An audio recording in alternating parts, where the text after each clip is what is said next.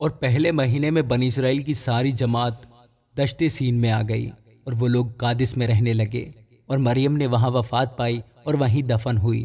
جماعت کے لوگوں کے لیے وہاں پانی نہ ملا، سو وہ موسیٰ اور ہارون کے برخلاف اکٹھے ہوئے، اور لوگ موسیٰ سے جھگڑنے اور یہ کہنے لگے، ہائے کاش ہم بھی اسی وقت مر جاتے جب ہمارے بھائی خداوند کے حضور مرے۔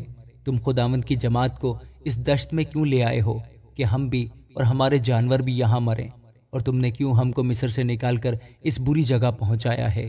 یہ تو بونے کی اور انجیروں اور تاکوں اور اناروں کی جگہ نہیں ہے، بلکہ یہاں تو پینے کے لیے پانی تک میسر نہیں۔ اور موسیٰ اور ہارون جماعت کے پاس سے جا کر خیمہ اجتماع کے دروازے پر اوندھے منہ گرے۔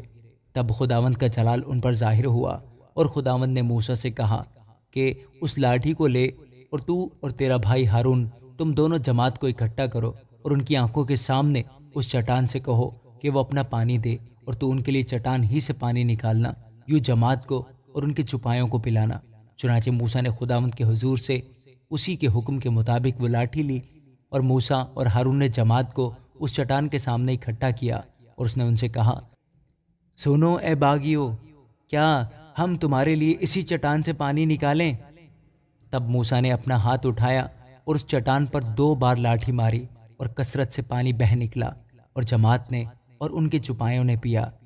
پر موسیٰ اور ہارون سے خداوند نے کہا، چونکہ تم نے میرا یقین نہیں کیا کہ بنی اسرائیل کے سامنے میری تقدیس کرتے، اس لیے تم اس جماعت کو اس ملک میں جو میں نے ان کو دیا ہے نہیں پہنچانے پاؤ گے۔ مریبہ کا چشمہ یہی ہے، کیونکہ بنی اسرائیل نے خداوند سے جھگڑا کیا اور وہ ان کے درمیان قدوس ثابت ہوا۔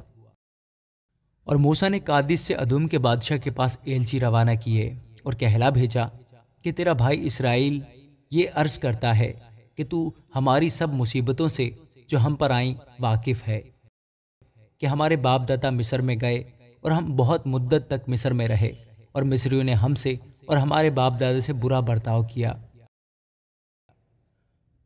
اور جب ہم نے خداوند سے فریاد کی تو اس نے ہماری سنی، اور ایک فرشتہ کو بھیج کر ہم کو مصر سے نکال لے آیا، اور اب ہم قادس شہر میں ہیں جو تیری سرحد کے آخر میں واقع ہے۔ سو ہم کو اپنے ملک میں ہو کر جانے کی اجازت دے، ہم کھیتوں اور تاگستانوں میں سے ہو کر نہیں گزریں گے اور نہ کنووں کا پانی پئیں گے، ہم شہراہ پر چل کر جائیں گے اور دہنے یا بائیں ہاتھ نہیں مڑیں گے جب تک تیری سرحد سے باہر نہ نکل جائیں۔ پر شاہ ادوم نے کہلا بھیجا کہ تو میرے ملک سے ہو کر جانے نہیں پائے گا، ورنہ میں تلوار لے کر تیرا مقابلہ کروں گا۔ بنی اسرائیل نے اسے پھر کہلا بھیجا کہ ہم سڑک ہی سڑک جائیں گے، اور اگر ہم یا ہمارے چپائے تیرا پانی بھی پئیں تو اس کا دام دیں گے۔ ہم کو اور کچھ نہیں چاہیے سوائے اس کے کہ ہم کو پاؤں پاؤں چل کر نکل جانے دے۔ پر اس نے کہا، تو ہرگز نکلنے نہیں پائے گا۔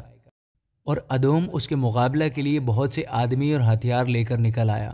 یوں ادوم نے اسرائیل کو اپنی حدود سے گزرنے کا راستہ دینے سے انکار کیا، اس لیے اسرائیل اس کی طرف سے مڑ گیا۔